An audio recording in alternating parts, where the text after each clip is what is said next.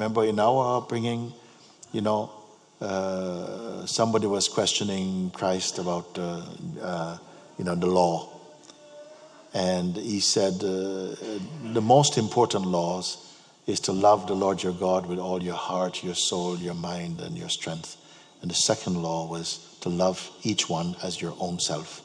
And that in fulfilling these two laws, you fulfill all the others automatically.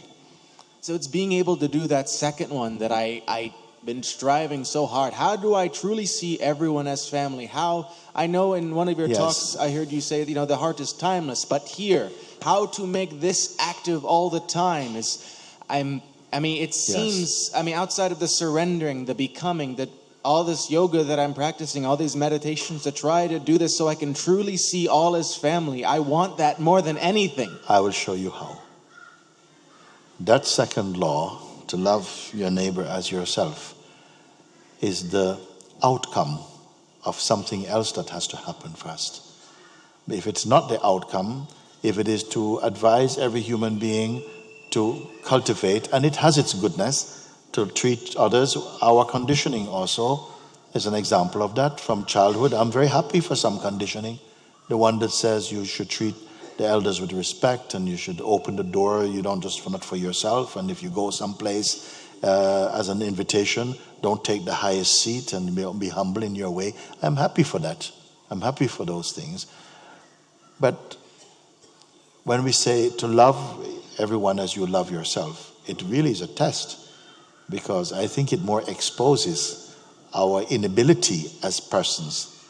You may try and you love everybody, particularly strangers, you love also in a wide way, but the more close it comes, you find you're not able to love for some people.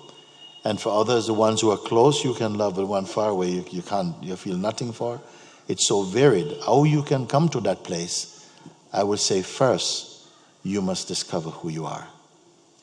If you discover, as you discover your true place, love becomes automatic. All true good qualities manifest spontaneously in the awakened mind. Otherwise, we have to cultivate. Why cultivate? Because it's not the nature of the ego to be unselfish. The nature of the ego is to be selfish, to be fearful, insecure, judgmental, panic, all these things.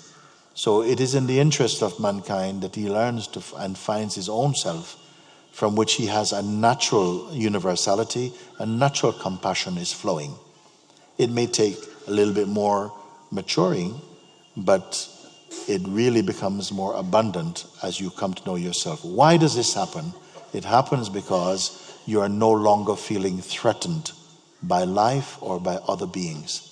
When you come home to recognize yourself, as you're here for this purpose, I hope, then as you come into that recognition, you'll find you're a much greater generosity of being. You're not afraid. And when you're not afraid, then love can come out. Love will not come when you are feeling fear.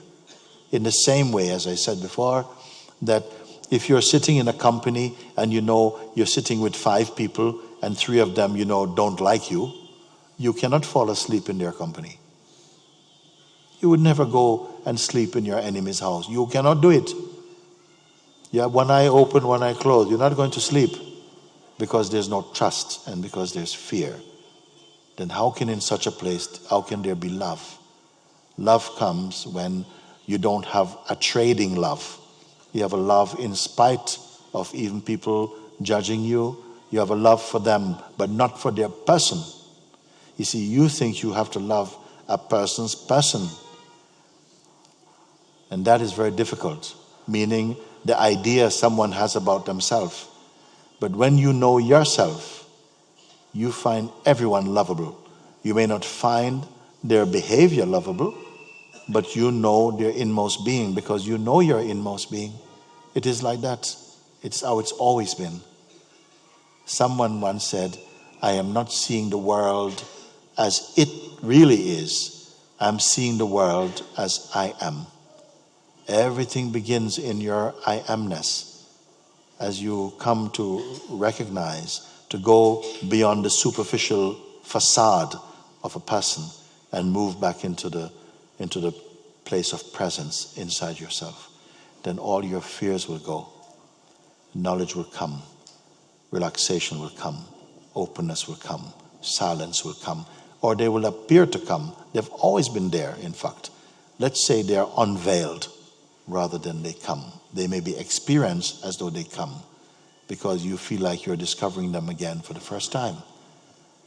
So this thing, I so strongly, I love you for coming to say these things, so it gives a chance to really look at these things, that our real advancement as human beings is not only based upon our technological advancement, but upon the quality of our interaction as being, how we behave to each other, and if there really is love.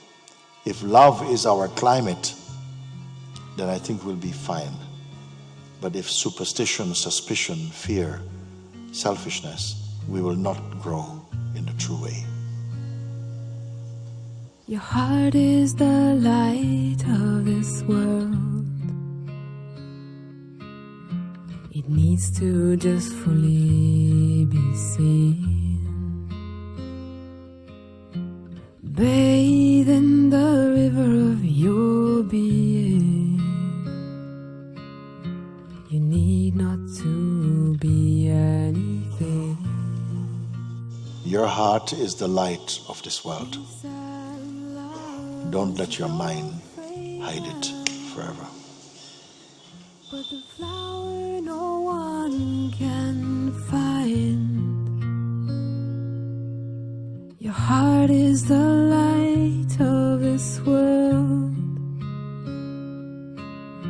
It needs to just fully be seen. Om Hari Hari Hari Om Hari Om Hari Hari Hari Hari Hari Om Hari Om Hari Hari. Your heart is the light of this world. It needs to just fully be seen.